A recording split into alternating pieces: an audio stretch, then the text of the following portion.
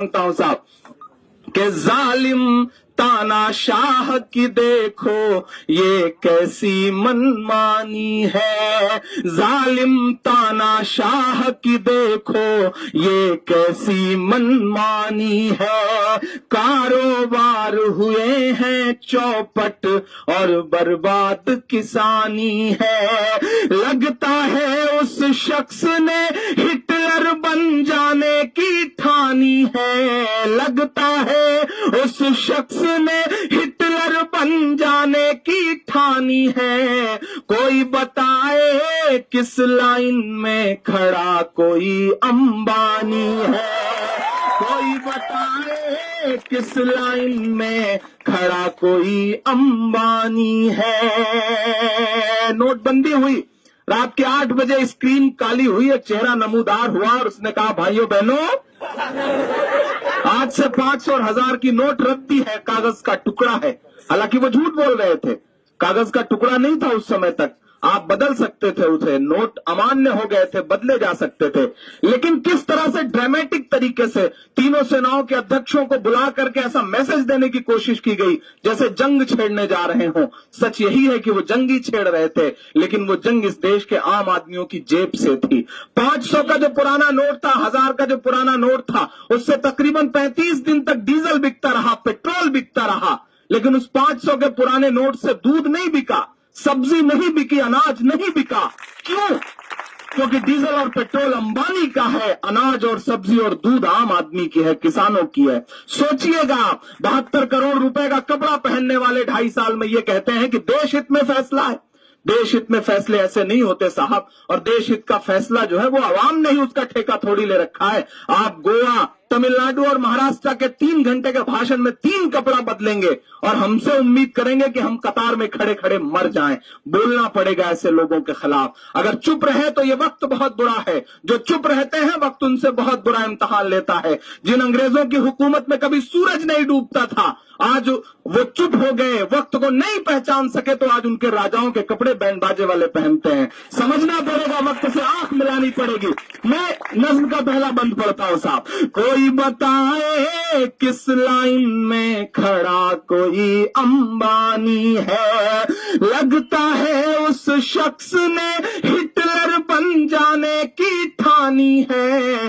कोई बताए किस लाइन में खड़ा कोई अंबानी है। कि हमारे दर्द में गम में फटकने भी नहीं आए, हमारे दर्द में गम में फटकने भी नहीं आए, वो मित्रों कह के हाथों को झटकने भी नहीं आए। कहां तो कह रहे थे मुझको फांसी पर चढ़ा देना, मगर जब वक्त आया तो लटकने भी नहीं आए। 50 दिन पूरे हुए, मैं 46 मिनट तक लाइव सुनता रहा, झेलता रहा कि काश वो ये कह दें कि मैंने काले धन के खिलाफ जो मुहिम शुरू की थी मैं उसमें हार गया, कौन से चौराहे पर आऊं।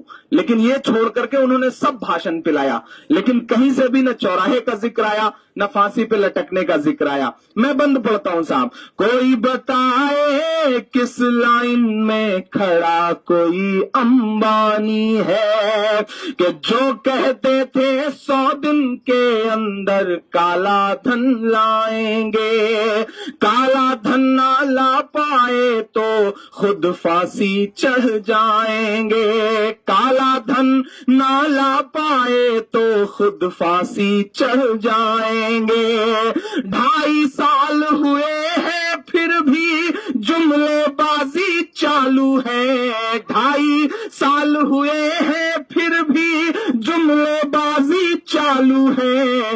और भक्तों को लगता है कि साहिब बड़ा दयालु है, और भक्तों को लगता है कि साहिब बड़ा दयालु है। आम आदमी के ख्वाबों से ये तो बेईमानी है। कोई बताए किस लाइन में खड़ा कोई अंबानी है, जालिम तानाशाह की देखो ये कैसी मनमानी है। जेएनयू को सलाम कि आप उस शख्स के शातिर पने को समझते हैं और उसी तेवर के साथ उससे लड़ते हैं, वरना जब विपक्ष में बैठे लोग हैं ना, وہ اس کا शातिरपना नहीं समझ पा रहे हैं। वो शख्स रिश्तों का भी कितना इस्तेमाल करता है कि अपनी 97 साल की बूढ़ी माँ को 4500 रुपया निकालने के लिए कतार में खड़ा कर देता है। आप समझिए कि वो रिश्तों का कैसे इस्तेमाल करते हैं। और हद तो यह है साहब कि जब उनकी माताजी पैसे निकालने गई तो लिमिट 4500 थी, वो निकाल करके आई, दूसरे दिन 2000 कर दी गई। उनकी माताजी निकाले तो 4500 और हमारी आपकी माताजी जाए तो 2000। ये भी नाइंसाफी का एक आलम है। मैंने एक शेर कहा कि फर्जी आंसू छलकाना पड़ जाए ये अमाल न कर, फर्जी आंसू छलकाना पड़ जाए ये अमाल न कर, पहले ही जज्बात नहीं है खुद को और कंगाल न कर। वोट के नाम पे नोट के नाम पे खूब सियासत कर, लेकिन माँ जैसे पाकीज़ा रिश्ते का तो इस्तेमाल न कर, माँ जैसे पाकीज़ा रिश्ते का तो इस्तेमाल न कर। मैं ये बंद पढ़ता हूं साहब कि माँ बहनों के पल्लू के सारे पैसे लूट गए।